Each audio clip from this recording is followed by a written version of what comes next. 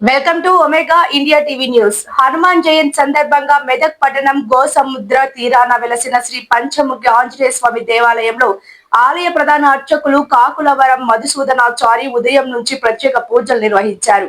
అనంతరం భక్తులకు తీర్థ ప్రసాదాలు అందజేశారు. హనుమాన్ జయంతి సందర్భంగా పంచముఖి ఆలయం భక్తులతో కిటకిటలాడింది. అనంతరం అన్నదాన కార్యక్రమం నిర్వహించారు.